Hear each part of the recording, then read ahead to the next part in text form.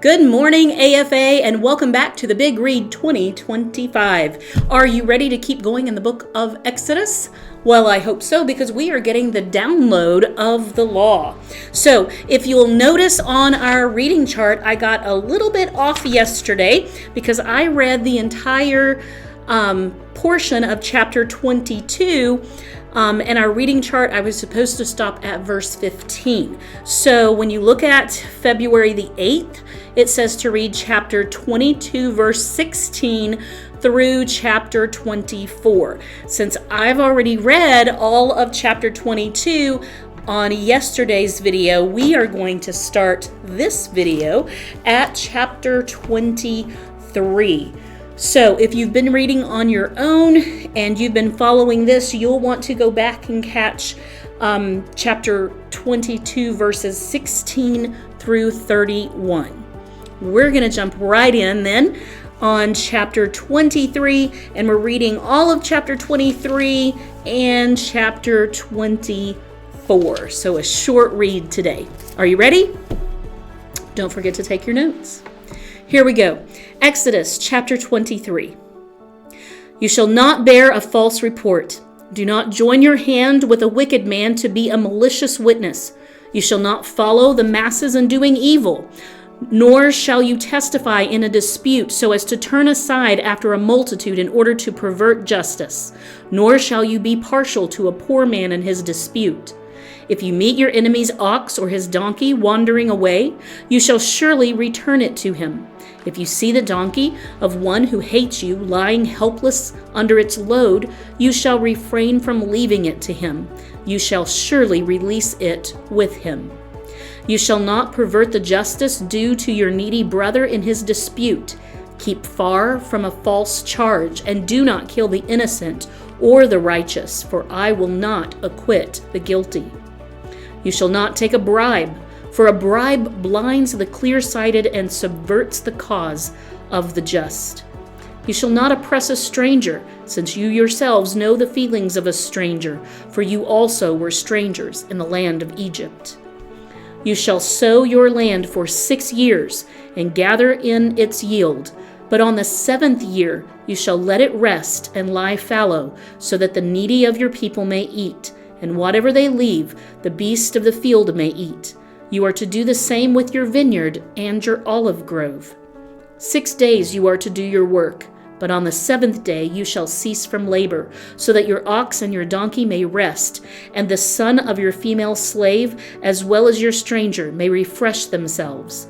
Now concerning everything which I have said to you, be on your guard, and do not mention the name of other gods, nor let them be heard in your mouth. 3 times a year you shall celebrate a feast to me. You shall observe the feast of unleavened bread. For 7 days you are to eat unleavened bread as I commanded you, and at the appointed time in the month of Abib, for in it you came out of Egypt, and none shall appear before me empty-handed. Also you shall observe the feast of the harvest, of the first fruits of your labors from what you sow in the field. Also the feast of the ingathering at the end of the year, when you gather in the fruit of your labors from the field. 3 times a year all your males shall appear before the Lord God.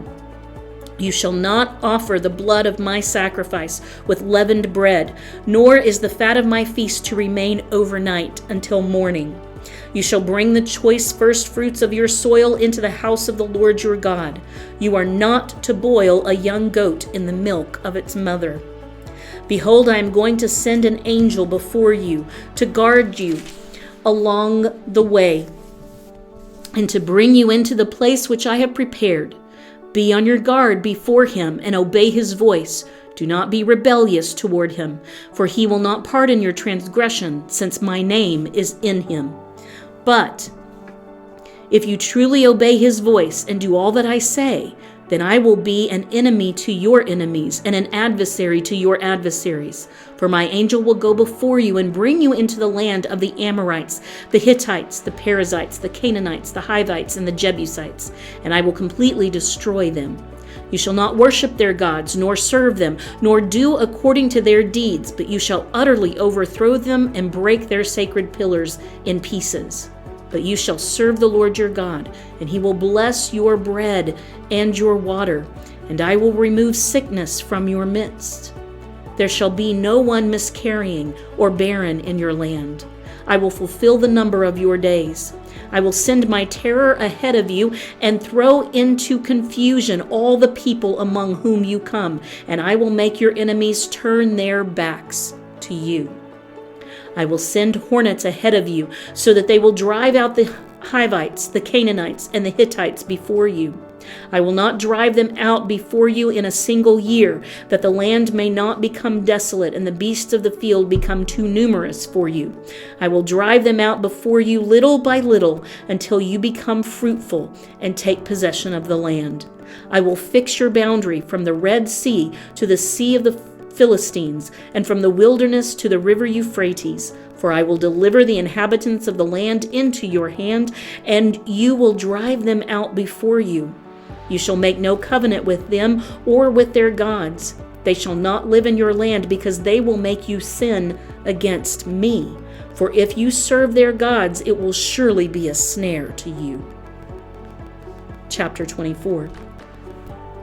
Then he said to Moses, Come up to the Lord, you and Aaron, Nadab and Abihu, and 70 of the elders of Israel, and you shall worship at a distance.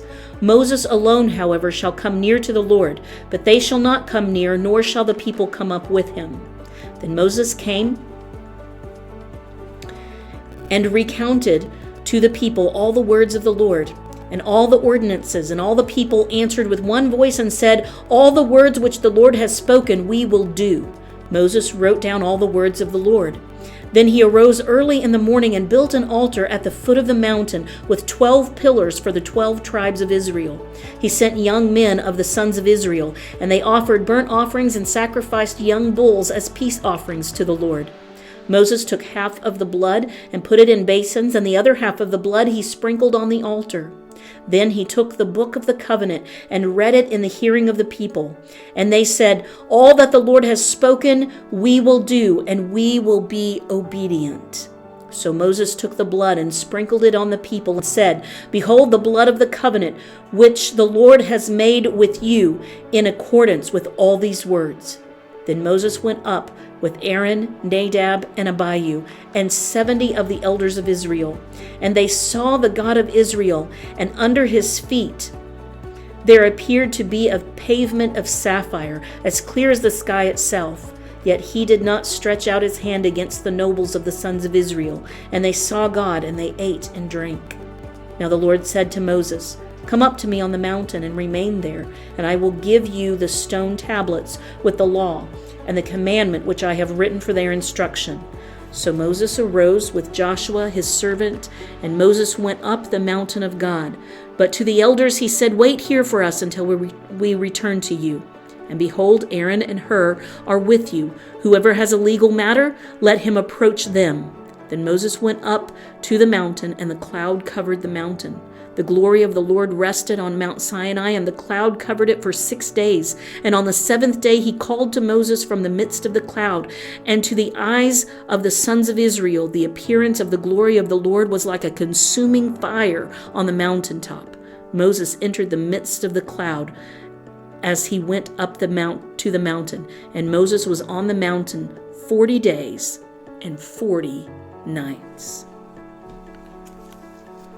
Wouldn't it have just been amazing to see the glory of the Lord, much like a fire on the mountain? We can only imagine the glories that are to come when we see God for ourselves in heaven. All right, we'll pick up the story there tomorrow. God bless you.